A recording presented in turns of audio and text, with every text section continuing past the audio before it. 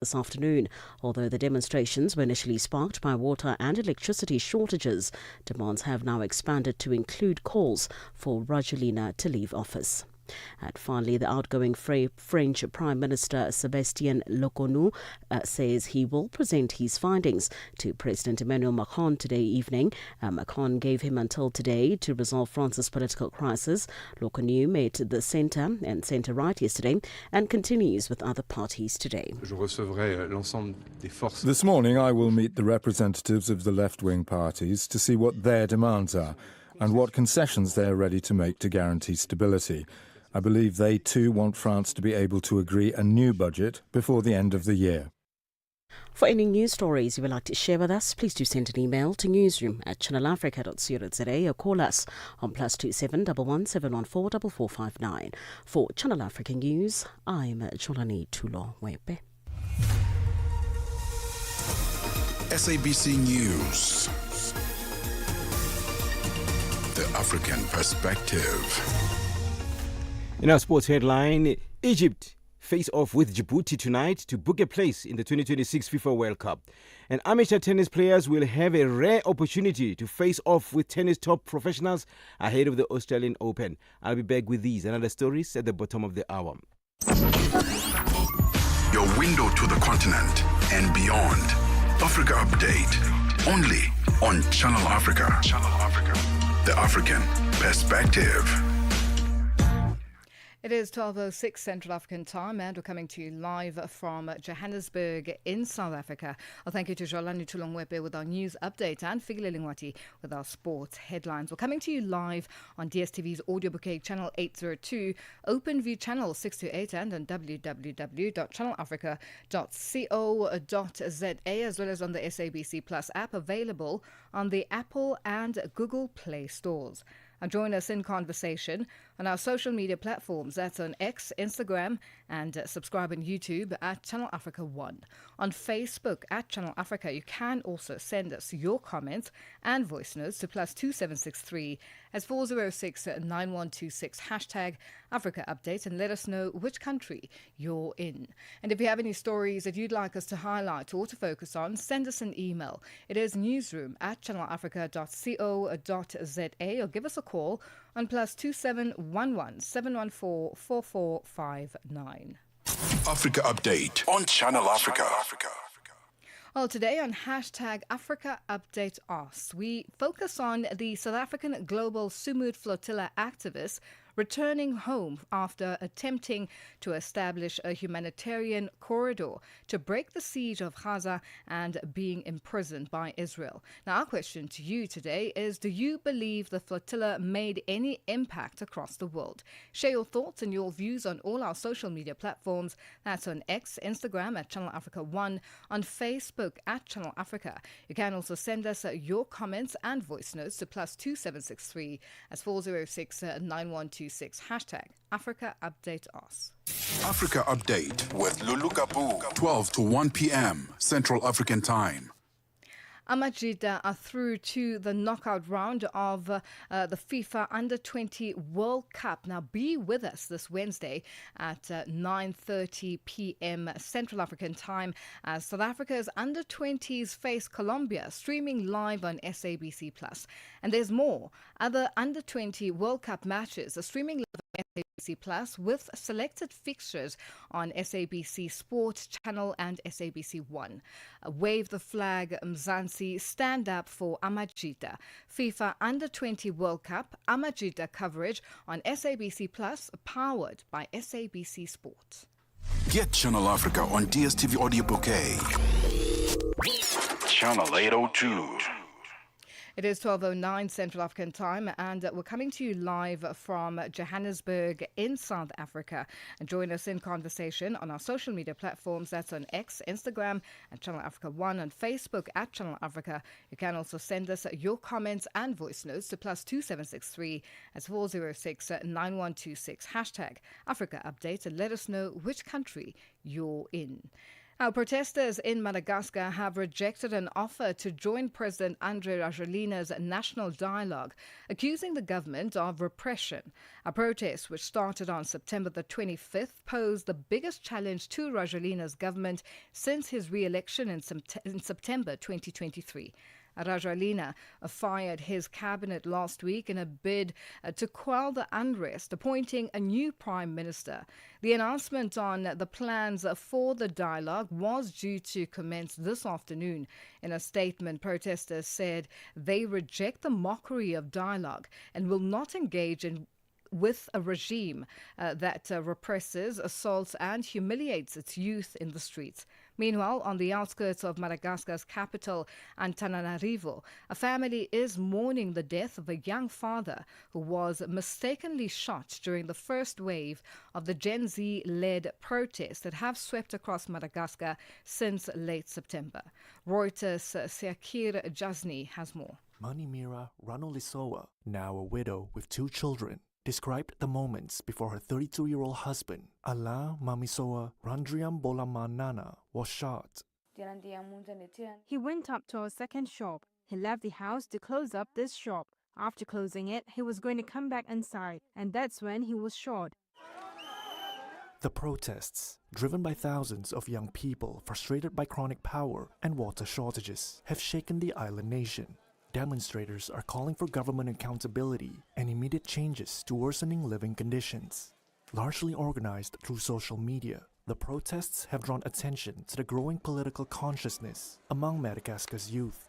Rana Lisoa says they are tired of broken promises and systemic neglect.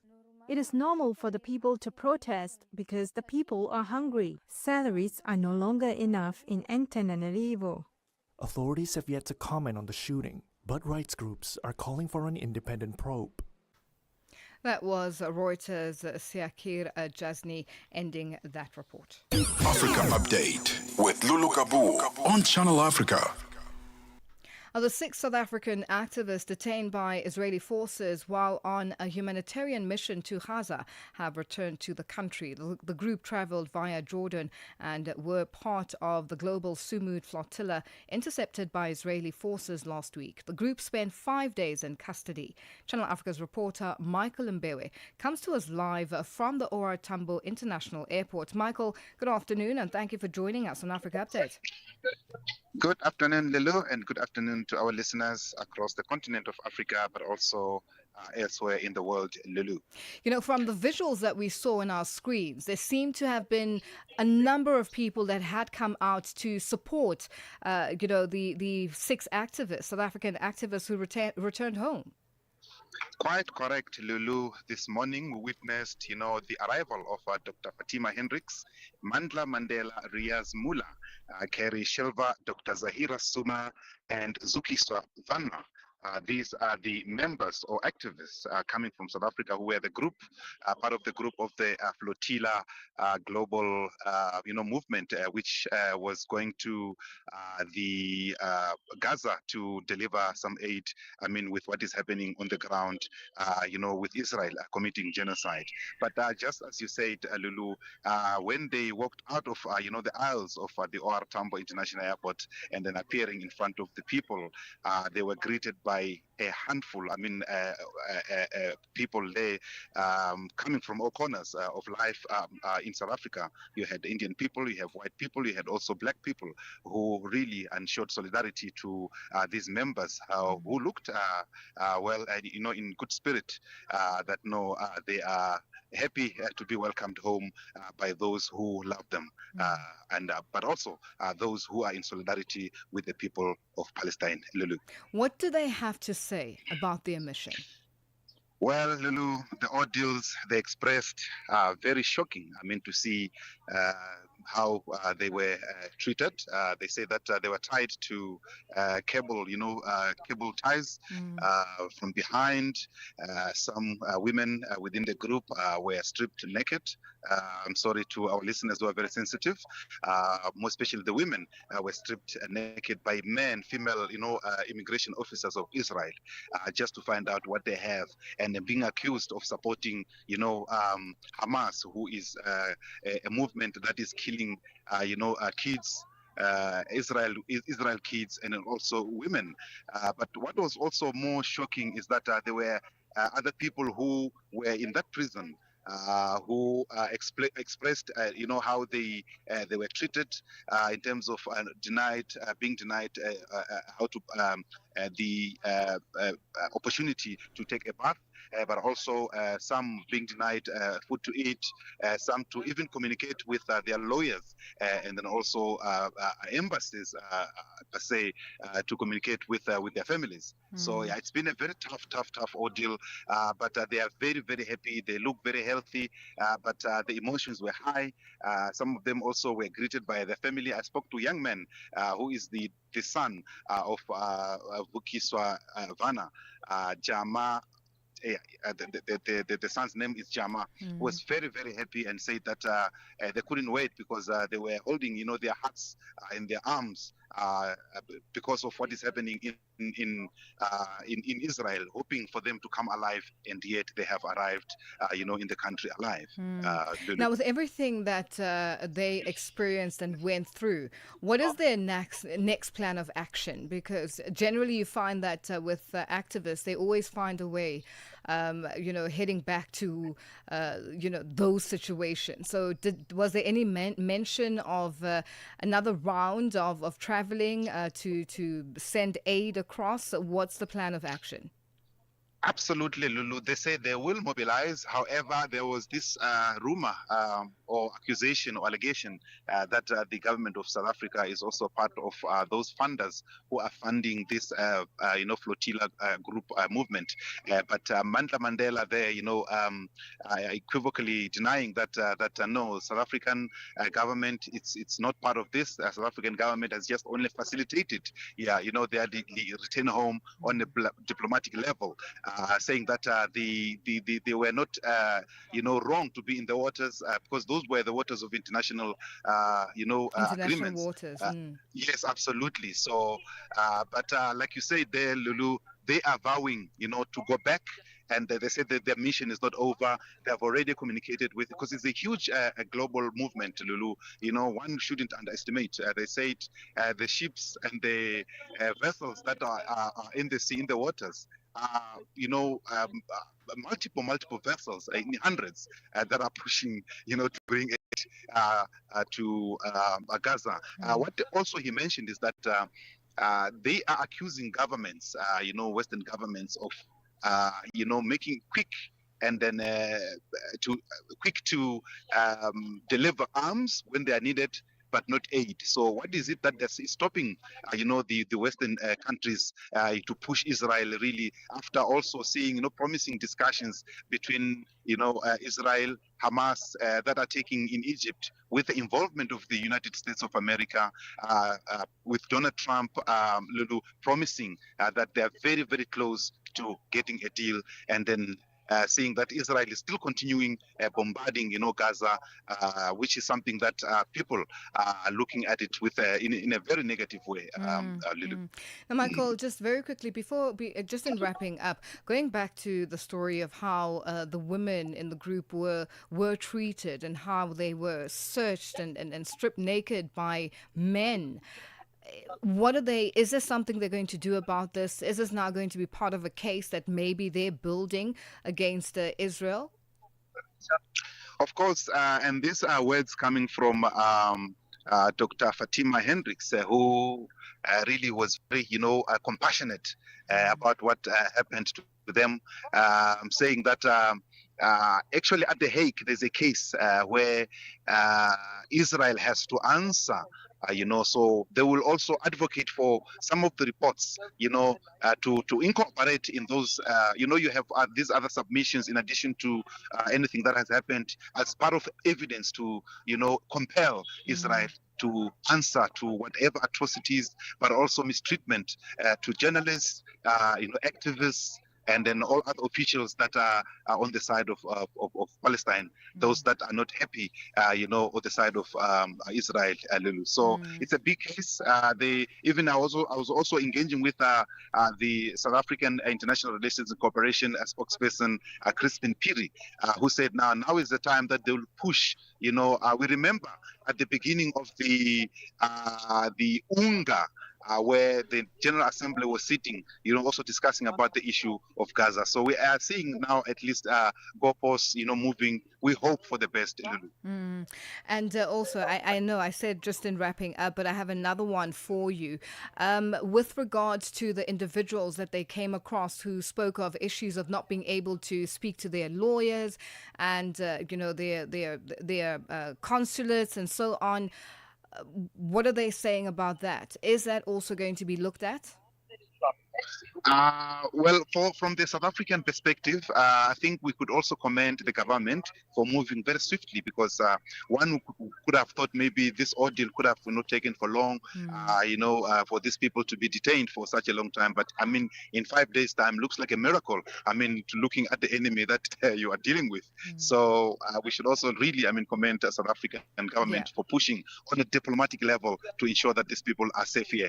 But from other jurisdictions, of course, it's up to those jurisdictions to take side, to see on how they will pursue their own side, joining maybe South Africa with the case. We've seen, I think, a number of countries, including Brazil, promising to say that no, we will also join, South Africa, presenting our also arguments at the Hague with the JC, the case that absolutely, Lulu. Well, Mike, we have run out of time, and we are going to leave it here for today. Thank you for joining us on Africa Update. Much appreciated, Lulu. Thank you so much, my sister. That's our reporter, Michael Mbewe, who is at the OR Tambo International Airport in South Africa, joining us on the line. AUSISA, the Association of Water and Sanitation Institution of South Africa, is a platform uniting Africa's water professionals. This November, Africa leads the conversation on water and sanitation. Join global and African leaders at the AUSISA Africa and Global South Dialogue 2025 from the 9th till the 12th of November at the Emperor's Palace, Johannesburg. From policy innovation, this is where action meets collaboration for a water-secure future. Register today at ausisa-watersan-dialogue.org or follow at AUSISA on social media. AUSISA, working together for sustainable water and sanitation security in Africa. Africa Update with Lulu Gaboo, 12 to 1 p.m. Central African Time. Well, it is 22 after 12 Central African Time, and we're coming to you live from Johannesburg in South Africa. As cyber experts say, the widespread adoption of digital technologies in countries like South Africa has created new avenues for gender abuse, now including harassment and doxing, which refers to the act of searching for and publicly revealing someone's private and non-consensual image sharing. We will come back to the story as we focus on another big story that has just come in, where the South African Church Defenders, a movement which claimed to be targeted by the Cultural, Religious and Linguistic Communities Rights Commission, has marched to the Union buildings in Pretoria, calling for the removal of the CRL Rights Commission chairperson Togo Mkhwanazi Kaluva, alleging that she is targeting some of them. And to talk to us further on this, we are joined on the line by Pastor Faith Masinwaneng, the spokesperson for the South African Church Defenders. Pastor Faith, good afternoon, and thank you for joining us on Africa Update. Good afternoon. Thank you for having us on Channel Africa. Now, Pastor, tell us about what is contained in your memorandum. Could you further clarify as to why you are calling for the CRL Rights Commission chairperson to be removed? We have some demands in the memorandum, but some of those demands we cannot mention them yet, as we are yet to submit the memorandum. But what we are against it is the remarks that the CRL chairperson has made against the Christian community, and also this so-called proposed requirements for church leaders licensing, and also with regards to the Section 22 committee that was launched last week, which we were prohibited from attending as the South African Church Defenders. And we feel that the CRL chairperson has been biased towards the Christian community. Now, in terms of the bias that you speak of, are you able to mention just some examples of how this has sort of shown you or just given you a spotlight into this particular move as to why then you got to this point? Just examples, one or two. She has been found on record with a media house when she was saying that if there is anyone who claims that they hear from God, that particular person must be taken to a psychiatric hospital.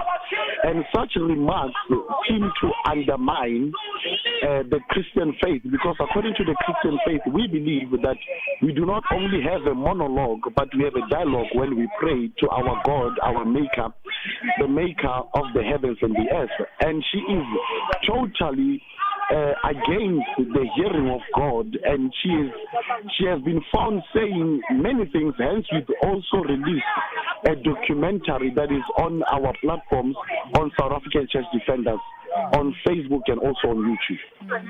Now, if your wishes are granted and she is removed, what will be the way forward? The way forward is we are saying that the government has to look at those ones who are appointed now of the Section 22 committee, including Professor Musa Kulu, because we know that the man has no standing with regards to the religious sector. Has he ever led a church? Does he have a church? Does he know how a church is ran?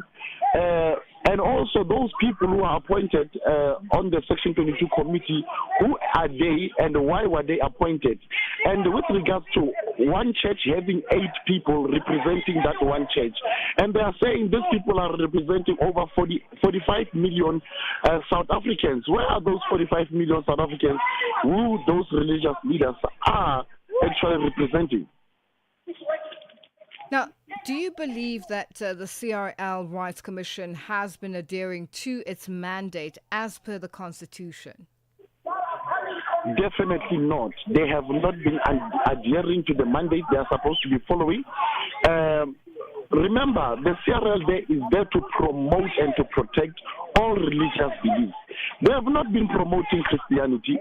If you go and you look at the things that Togom Kaluza has said with regards to the Christian community, that seems to undermine the Christian community.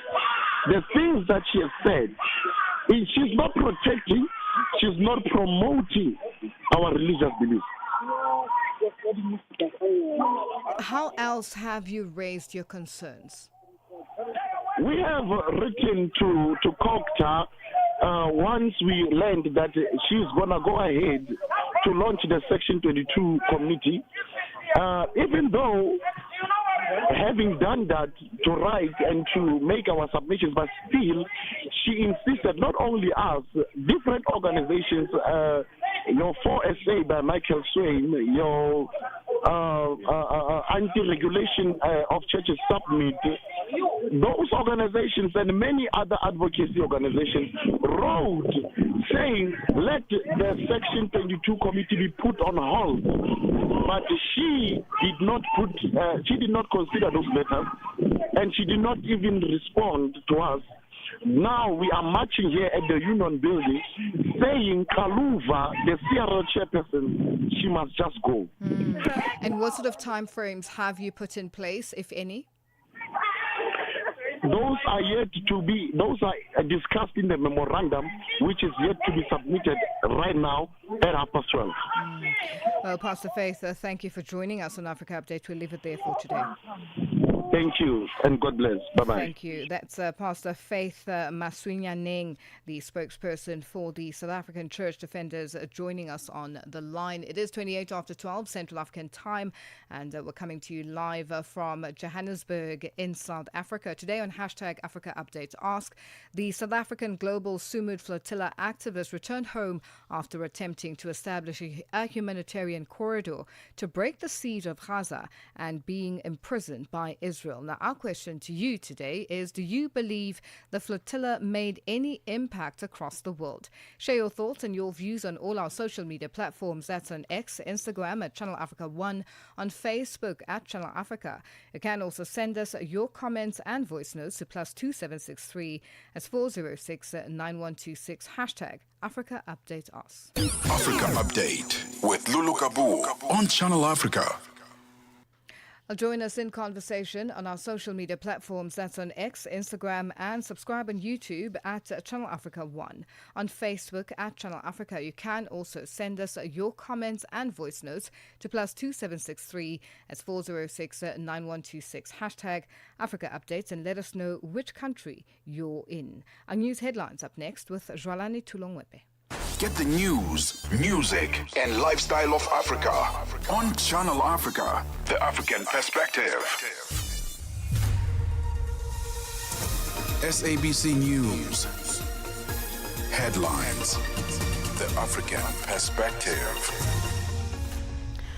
Thank you, Lulu. Good afternoon. Making headlines, a new flotilla heading for the Gaza Strip with food and medical supplies on board has been intercepted by Israeli forces. South Africa's Deputy President Paul Mashatile is in Juba in South Sudan on a working visit in his capacity as presidential special envoy. And finally, at least 11 members of the Pakistani military have been killed in an ambush near the Afghan border. I'll have details on these and other stories at 1 o'clock. SABC News. Headlines. The African perspective. Sports on Channel Africa. The African perspective. First up in our sports update, we begin with football news. Egypt could punch their ticket to the 2026 FIFA World Cup with a victory over Djibouti at the Stade Labi Zoloui in Casablanca, Morocco tonight at 6 p.m. Central African Time. Djibouti are at the bottom of Group A, having collected only 1 point from the 8 previous games. The country's singular point came from a 1-1 draw with Ethiopia in June 2024. In September's round of qualifiers, Djibouti were defeated 6-0 by Burkina Faso before falling 2-0 to Guinea-Bissau. Although the nation is already out of the race, Djibouti will look to finish the campaign on a high and win at least once. At the top of Group A, Egypt are on the cusp of qualifying for the 4th FIFA World Cup. On to rugby news. The rugby unions of New Zealand, Australia, South Africa, Ireland, England, Scotland, France and Italy announced that players who join the R360 Global Franchise League will be ineligible for their international selection. The R360 League, fronted by former England centre Michael Tindall, is due to launch in 2026, and media reports have linked it with big money offers for top rugby union and league players. But the unions are united in their opposition. On to cricket news. South Africa's Proteas stand-in Test captain Aiden Markram was happy with their preparations for the upcoming tour of Pakistan and believes they covered all the bases in terms of what to expect there.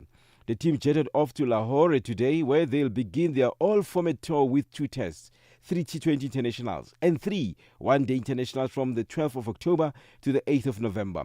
They held a 2-day camp in Pretoria to work on particularly the spin conditions they're going to face from the Pakistanis. And Makram says they'll be a lot more confident betting on those pitches after that what they worked on. They've managed to get the wickets to turn quite a bit. There's a couple nets where it's really exaggerated.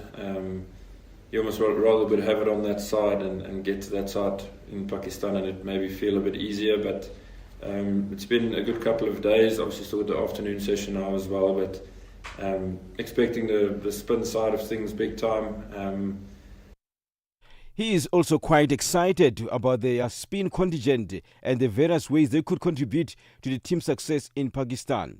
He himself remains a handy part-time option if required. Yeah, they're all quite different. I mean, you look at the two off spinners to start with, Simon and Subs.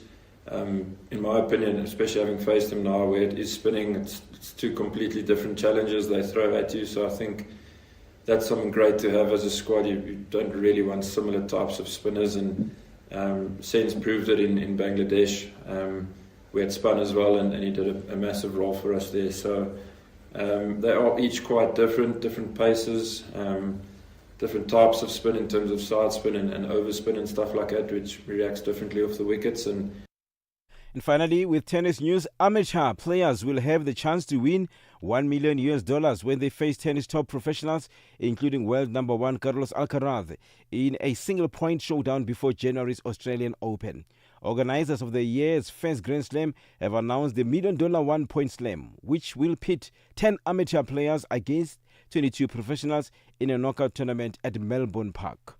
For any sports stories you'd like to share with us, please send an email to newsroom@channelafrica.co.za or call us on +2711 714 4459. This is Channel Africa Sport with me, Figile Lungwati. Sports on Channel Africa. The African perspective. Yo. Listen up. Channel Africa is taking the digital game higher. Check it out. We are taking our digital platforms to the next level for you, our loyal listeners. You know where we at, right? New website, a fresh new app, and they're on fire. Anytime, anywhere listening, Channel Africa brings the African sound to you. It's the bomb, yo. Stay locked. The future is crystal clear with us. Your new way to experience Channel Africa is almost here. Africa, stand tall and get ready. Business news on Channel Africa. The African perspective. Good afternoon. I'm Nosipho Zuma. In your business news this hour, Kenya is taking decisive steps to strengthen its public finances and promote sustainable growth. President William Ruto has announced the establishment of a sovereign wealth fund and an infrastructure fund, both aimed at channeling investments into strategic sectors of the economy. Now, this comes as the country seeks to reduce its reliance on borrowing following years of heavy infrastructure spending that left the country with one of the continent's highest debt repayment to revenue ratios. Economist Patrick Muinde says this is not a new concept, adding that the Kenyan Parliament has sought to establish the Softening World Fund with three components before.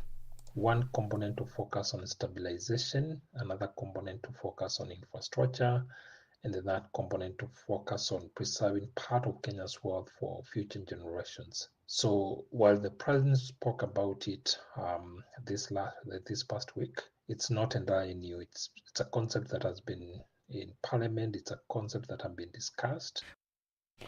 Nigerian President Bola Tinubu has asked the Parliament to approve $2.3 billion in new loans and authorize the issuance of a $500 million debut sovereign sukuk on international debt markets. Now, sukuk is the Islamic way of investing or lending money without interest by sharing ownership and profit. Finance Minister and Coordinating Minister for the Economy, Wal Udun, told an economic summit in Abuja that the government was focusing on green bonds, sukuk, and diaspora bonds, which he said are priced more cheaply than euro bonds. Last month, Nigeria's debt office chief said the country could issue up to $2.3 billion in international bonds before year-end, depending on market conditions. Lobby group AfriForum has temporarily halted a settlement agreement between South Africa's power utility, Eskom, and the National Energy Regulator of South Africa, or NERSA, arguing that the public was not engaged in the decision-making process. The $3 million deal followed an error at NERSA, which affected the calculations of Eskom's revenue clawback amounts. As a result, NERSA agreed Eskom could recover the additional $3 million, pushing increases from the originally approved hikes for 2026-2027 to 8.76% and 8.83% for those years. the head of local government affairs at AfriForum. And the fact that they did not tell anyone, and it's only the media that found out about the previous settlements that was made. Because of this, we think that there is a dilution of the transparency. And AfriForum sought to intervene to see what are the actual reasons for not only the changement of the amount, but remember that we need to have a bit of a discussion that it's not just as simple as making the correction and adding that amount to the consumer. Fintech company Obstasia, which is partly owned by Ethos Capital, says it has planned to list on South Africa's Johannesburg Stock Exchange and raise up to $375 million by selling a combination of new and existing shares. Now, the company, which operates AI-powered financial services in 38 countries, will raise about $75 million in an initial public offering and also hold a private placement of at least $290 million for existing shareholders. Obstasia is headquartered in Dubai and provides microfinancing and mobile phone airtime credit to people who often don't have a traditional bank accounts, primarily in emerging markets. And finally, the European Commission has announced a $1.1 billion plan to ramp up the use of artificial intelligence in key industries amid a push to cut the European Union's reliance on US and Chinese technologies. The EU Executive Supply AI strategy follows an action plan unveiled in April, which seeks to lighten the regulatory burden and cost for startups struggling to comply with landmark AI rules, which entered into force in August last year. The move also underscores Europe's goal of achieving strategic autonomy in key sectors amid trade tensions with the United States and China and the dominance of U.S. big tech. Your financial indicators: $1 in Nigeria is trading at 1,000 naira 467. In Botswana is 13 pula 20. Kenya, the dollar is trading at 128 shilling 23. And in Zambia is 23 kwacha 73. The BRICS countries: $1 in Brazil is trading at 5 rupee 32. Russia is 82 rubles 25. India is 88 rupees 73. China at 7 yuan 11, and in South Africa $1 is trading at 17 rand 19. $1 is trading at 74 pence to the British pound and 85 to the euro. Looking at commodities, gold is trading at $4,038 and platinum at $1,643 per ounce. The price of Brent crude oil is at $65.99 a barrel. Now, for any business news stories you would like to share with us, please send an email to newsroom@channelafrica.co.za or call us on +27 11 714 4459. For Channel Africa Business, I'm Nusi Pozuma. Business News on Channel Africa. The African Perspective. We are on OpenView's audio bouquet. Channel 628. Africa Update. Your daily dose of African insights. With Lulu Gaboo on Channel Africa. Well, thank you to Nosipo Zuma with our business news. It is 12:42 Central African time, and we're coming to you live from Johannesburg in South Africa. Amajita through to the knockout round of the FIFA Under-20 World Cup. Be with us this Wednesday at 21:30 Central African time. That is 9:30 p.m. as South Africa's Under-20s face Colombia, streaming live on SABC+. And there's more. Other Under-20 World Cup matches are streaming live on SABC+, with selected fixtures on SABC Sport Channel and SABC One. Wave the flag, Mzansi. Stand up for Amajita. FIFA Under-20 World Cup. Amajita coverage on SABC+, powered by SABC Sport. The 14th Oppenheimer Research Conference is fast approaching. Convened by the Oppenheimer Generation Research and Conservation, it's one of Africa's leading platforms for natural and environmental science. enabling young researchers to mix with experienced trailblazers to help translate their research into real-world solutions. From the 15th to the 17th of October, attendees will discuss topics ranging from land management, biodiversity, to wildlife economies. Channel Africa will broadcast live, spotlighting some of the African voices, shaping meaningful approaches to some of Africa's most pressing challenges. Africa Update with Lulu Gaboo, 12 to 1 p.m. Central African Time. It is 12:43 Central African Time, and we're coming to you live from Johannesburg in South Africa. The KwaZulu-Natal Police Commissioner, Lieutenant General Nhlanhla Mkhwanazi, is continuing his testimony before South Africa's Parliamentary Ad Hoc Committee to investigate allegations he made in July this year on the political interference in the criminal justice system.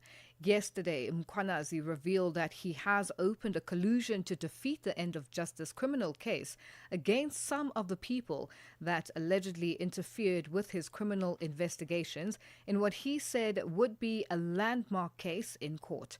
And to look at what came out from his testimony yesterday and what can be expected today, and allegations of political interference in the criminal system, we are joined by Professor Andre Duvenacher, a political analyst at the University of the Northwest. Prof, good afternoon, and thank you for joining us on Africa Update.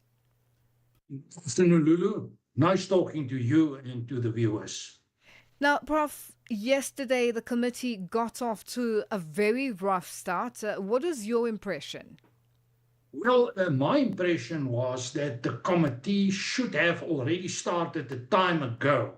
And there is, in a way, deliberate attempts to derail it, to play for time. But at least we have seen the start. Yesterday, the problem had to do with the so-called supplementary statement coming from Lieutenant General Mkhwanazi. And Mr. Malema, supported by others, said that his testimony couldn't be supplementary. It should be to the core of the investigation, and that he is in the first place responsible to Parliament and not to the Madlanga Commission.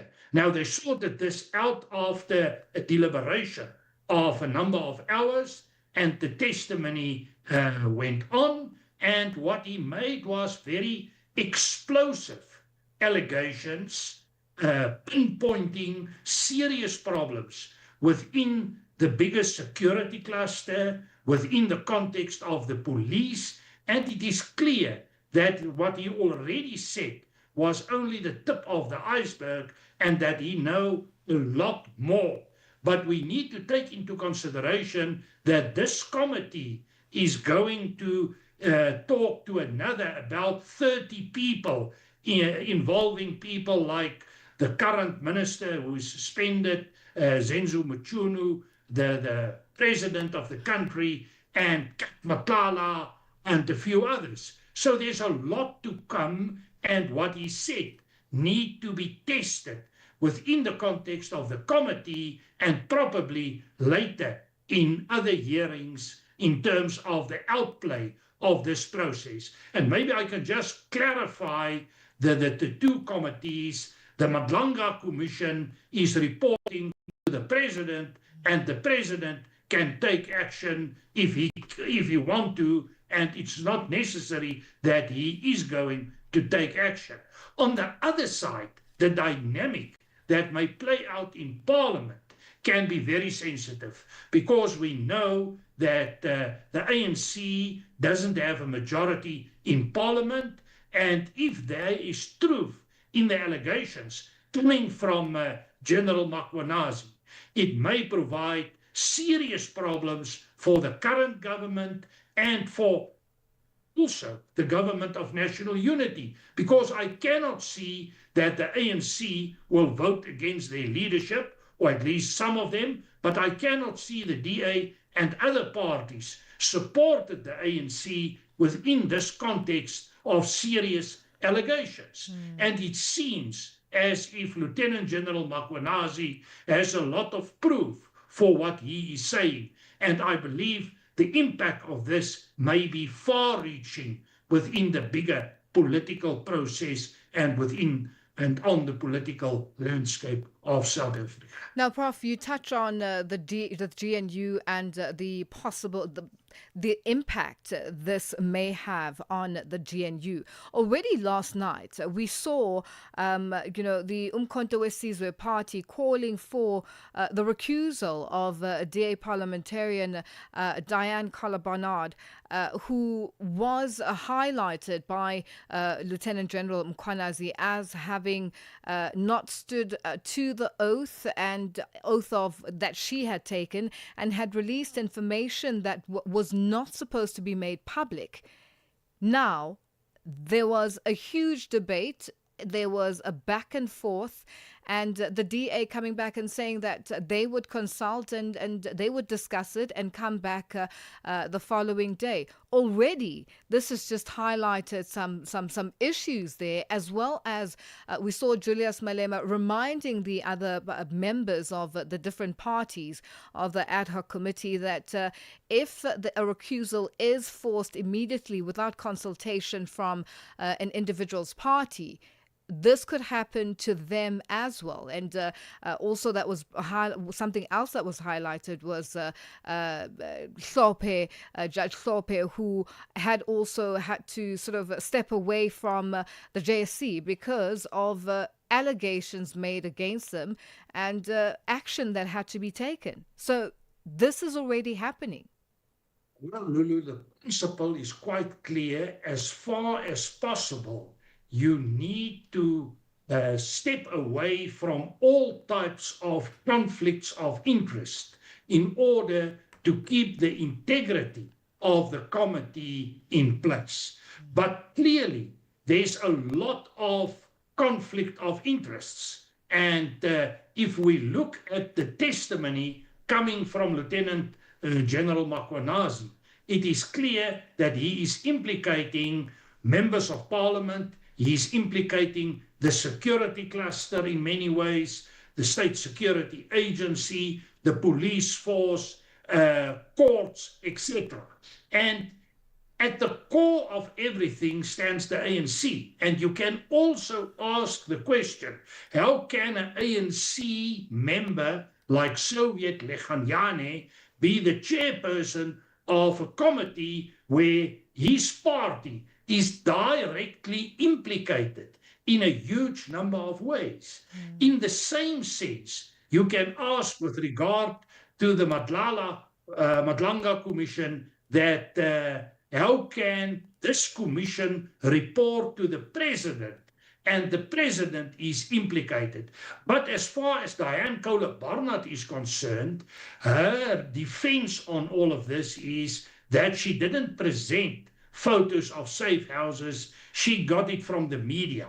And so there's a case to make in that sense. Is she right or wrong? But in this case, if I was the Democratic Alliance and in the leadership, I will take her away and put someone else in to make sure the integrity of the committee is in place. But now again, we need to deal with other conflicts of interest as well. But at the end of the day, my biggest concern is that this committee end up in a lot of internal conflicts and procedural disputes and so on, and they are not doing their work. They have a month for providing a report that is critically important, and they want to discuss with another 30 people who is implicated in the Mkhwanazi reports. So in that sense, it is a tall order over a short time, and there's not time to be wasted. So these are critical decisions, and it is important to keep the standing of the committee in place, but to resolve the problems to get things going. Well, Prof, we have run out of time and are going to have to leave it there for today. Thank you for joining us on Africa Update. Thank you, Lulu. That's Professor Andre Duvenach, a political analyst at the University of the Northwest, joining us on the line. Africa Update with Lulu Gaboo on Channel Africa. Discovery, an international financial and health services company, hosted its inaugural Sleep Summit on Tuesday in Johannesburg in the Gauteng province of South Africa. The event aimed at elevating one of the most overlooked pillars of health, sleep, brought together local and global thought leaders, clinical experts, and discovery executives. The company unveiled its new research report, The Sleep Factor, a data-led blueprint for better health, and announced the integration of sleep as a measurable incentivized behavior across the Discovery Health, Vitality, and Ensure. Sisi Sikhalo has more. Discovery revealed a recent study titled The Sleep Factor, a data-led blueprint for better health. The study that includes sleep data was done across over 100,000 Discovery Health Medical Scheme members and Vitality members. The company expressed that the sleep factor is one of the most comprehensive analyses of sleep health in the private sector and reveals that sleep has measurable impacts on longevity, mental health, chronic disease, and road safety. The Chief Executive Officer of Discovery Health, Dr. Ron Willen, elaborates further on the study. So we've done a study that includes sleep data across over 100,000 Discovery Health Medical Scheme members and Vitality members. And the duration of the data is over about a period of 3 years. As part of that study, we've analyzed 47 million sleep nights of data. So it is an extensive study with an extensive data set, and we've analyzed all of the attributes of good sleep, the regularity with which people, the regularity of the time at which people go to bed. We've analyzed the quality of sleep, REM sleep or rapid eye movement sleep, deep sleep, and then we've analyzed the duration of sleep. But in addition to the analytics that we've done on sleep, we've also combined the sleep data analysis with the health claims data analysis. So what we're able to see is not only the way you sleep, but also your underlying health status. He explains how poor sleep can affect one's health, as it is the case with their medical aid members. What we've seen from this particular study we've done is that sleep has a profound impact on health. On the one side of the equation, bad sleep can increase the rates of chronic disease. So less than 5 hours of sleep a night can increase the rates of diabetes by up to 68%. Significant chronic disease. Less than 7 hours of sleep a night can increase casualty visits by up to 21%. And we know that sleep has an impact on cardiovascular disease, on mental health, and other conditions. Conversely, we know that good sleep can improve mortality rates.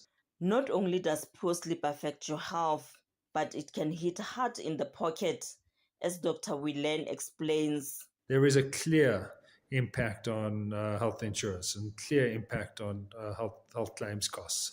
As I said, a 7% lower in-hospital claims cost with people who are sleeping better. Lower chronic disease in people who are sleeping better, diabetes, cardiovascular disease, mental health disease. And if there's lower prevalence of those conditions, there are lower claims costs and then lower contributions. And then we've seen some interesting data from our colleagues at Discovery Insure who run car or motor vehicle insurance. And we've seen across the car data or the Discovery Insure data, by sleeping better and specifically improving REM sleep, you can reduce motor vehicle accidents by 36%. Professor Nadine Ram from the Division of Clinical Anatomy at the Faculty of Medicine and Health Science at the Stellenbosch University in South Africa agrees that sleep is vital. Sleep forms the foundation of our health, and when we don't get adequate amounts of sleep or good quality sleep, we see it impacting nearly every single aspect of our lives, from our physical health to our mental health. And you asked about what the duration is. So typically it is 7 to 9 hours is recommended for optimal health in adults. And what happens if you don't get those 7 to 9 hours? Like I've mentioned, we start to see implications for our health, our vitality, and our mental and cognitive states. The company emphasized that it's doing its best to ensure that their employees, who are members of Discovery Health Medical Scheme, give them precise and personalized recommendations on how to improve their sleep. For Channel Africa, I'm Sisi Sekhalo in Johannesburg, South Africa. Africa Update on Channel Africa. Well, it is that time of the day where we say it is Wednesday today. Happy Hump Day, isn't it? It is. Yeah. Happy Hump Day to you. Yeah, thank you. So what's coming up today? You know, we had this interesting one that Cece was covering with regards to sleep deprivation. Sleep deprivation? Yep. If you don't sleep enough. Who suffers from that? Oh, a lot do of you people. Do you suffer from sleep deprivation? Do you have insomnia? No. Do you get your full 7-8 hours? Yeah, but some people don't. So just the impact of it and all of that comes with it. Yeah, and the ripple effect in every other aspect of your life. Exactly. Okay, here's what's coming up on the show this afternoon. I had to check twice because I was like, what's happening today? Because it seems like we're a sporting show. We're going to be talking about some golf that will be taking place at the Zebula Golf Estate and Spa in Bilabila. It's powered by the SDC, that is the Skills Development Company or committee, or corporation rather, group. They will be sponsoring this golfing event, taking African golfers internationally and developing their game on the fairways. And then we'll be talking about the polo tournament that will be taking place. It's called the Africa Cup 2025 at the Inanda Polo Club. That's all coming up on the Upside. Well, that's the Upside coming up at the top of the hour with Teboholo Kuleni of the Upside, as well as Matiko Mosito. For myself, Lulu Gaboo, and the Africa Update team, it's been a good one. Let's do this again tomorrow. Continue with us on our socials, and thank you to our producer, Tracy Bumga, technical operator, Mondli Mdambo, and social media, Sfiso Sope, and talent, Butelezi. Bye-bye.